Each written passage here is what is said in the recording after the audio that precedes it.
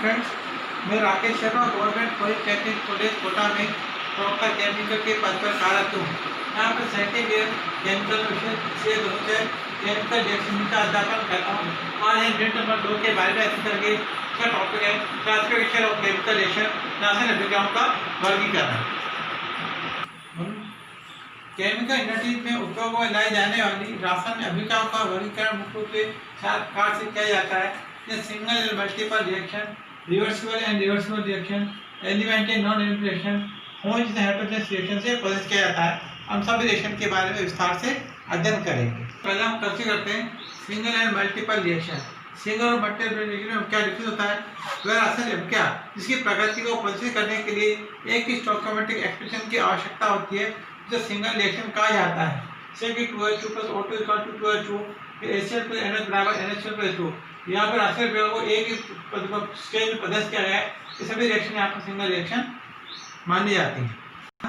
Multiple reaction का बहुलक अभिक्रिया है वह रासायनिक अभिक्रिया है इसकी प्रकृति को प्रदर्शित करने के लिए दो या दो से अधिक स्टोइकियोमेट्रिक एक्सप्रेशन की आवश्यकता होती है, इसे मल्टीपल रिएक्शन कहा जाता है। जैसे कि एसिड की हाइड्रोजन रिएक्शन पर एथेन प्राप्त होती है और एथेन की हाइड्रोजन करने पर एथेन प्राप्त होती है। यहाँ पर रिएक्शन को दो पदों में प्रदर्शित किया गया है, अतः ये सभी रचनाएं मल्टीपल रिएक्शन कहलाती है। तो मीथेन की क्लोरीन रिएक्शन करने पर मोनोक्लोरोमीथेन बनता है। मोनोक्लोरोमीथेन की क्लोरीन रिएक्शन पर डाइक्लोरोमीथेन, डाइक्लोरोमीथेन की क्लोरीन रिएक्शन पर क्लोरोफॉर्म और क्लोरोफॉर्म की रिएक्शन करने पर कार्बन टेट्राक्लोराइड बनता है। यहाँ पर रिएक्शन को 4 पदों में प्रदर्शित किया गया है, अतः सभी रिएक्शन मल्टीपल रिएक्शन कहलाती है।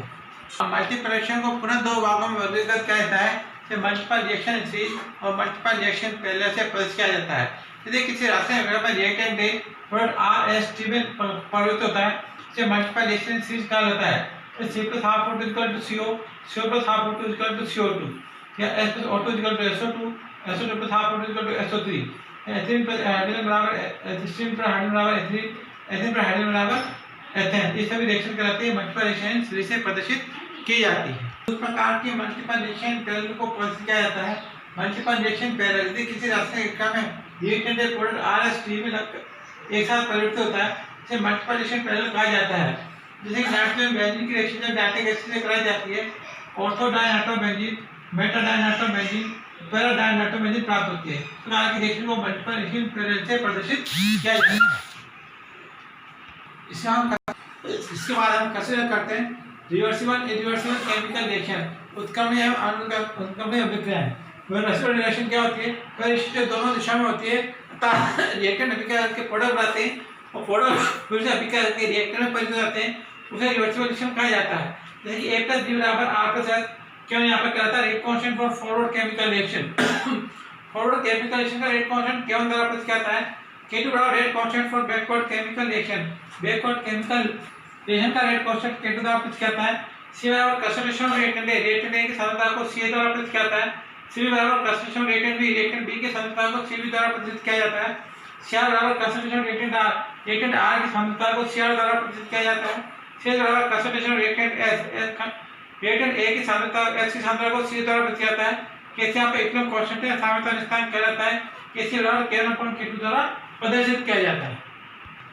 अब यहाँ पर हम कंसीडर करते हैं rate of forward chemical reaction. अगर अभिक्रिया की दर केवल Cv द्वारा प्रदर्शित की जाती है, rate of backward chemical reaction पश्च अभिक्रिया की दर K2Cr द्वारा प्रदर्शित की जाती है। ठीक है, rate of forward chemical reaction बराबर rate of backward chemical reaction. कुछ समय पश्चात जब साम्यावस्था स्थापित हो जाती है, तो फॉरवर्ड केमिकल रिएक्शन रेट और बैकवर्ड केमिकल रिएक्शन की रेट दोनों इक्वल हो जाती है। इस अवस्था में केवल Cv बराबर K2Cr द्वारा प्रदर्शित किया जाता है। K1/K2 का मान CrCs/C × द्वारा प्रदर्शित किया जाता है। K1/K2 को यहाँ पर Kc से प्रदर्शित किया जाता है, जो कि साम्यावस्था नियतांक एकदम क्वेश्चन कहलाता है। Kc का मान CrCs/C × Cv। इस प्रकार से साम्यावस्था नियतांक का मान रिएक्टेंट A, B और R और S की कंसंट्रेशन के रूप में प्रदर्शित किया जाता है। यहाँ पर एक रिवर्सिबल केमिकल रिएक्शन को प्रदर्शित किया है। नाइट्रोजन हाइड्रोजन से करके अमोनिया हाइड्रोजन की रिएक्शन अमोनिया बनाई जाती है, तो रिएक्शन दोनों दिशा में होती है, इसे रिवर्सिबल केमिकल रिएक्शन कहा जाता है।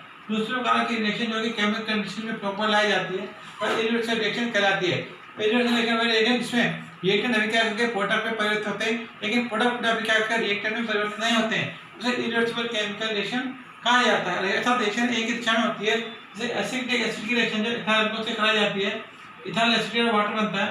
यहाँ पर रिएक्टेंट अभिक्रिया करके प्रोडक्ट में परिवर्तित है, लेकिन प्रोडक्ट रिएक्टेंट में परिवर्तित नहीं होते हैं। इस प्रकार के रिएक्शन को इरिवर्सिबल केमिकल रिएक्शन या अनुत्क्रमणीय रासायनिक अभिक्रियाएं कहा जाता है। इसका कैसे करते हैं? Elementary and non elementary chemical reaction, प्रारंभिक और अप्रारंभिक रासायनिक अभिक्रियाएं।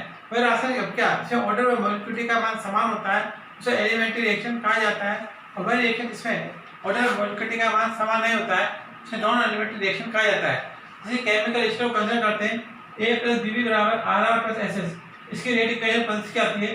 -r बराबर K(m) (CB)n।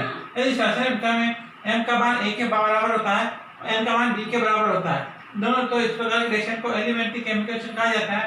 और यदि m का मान a के बराबर नहीं होता है और n का मान b के बराबर नहीं होता है इस प्रकार के रिएक्शन को नॉन एलिमेंट्री केमिकल रिएक्शन कहा जाता है।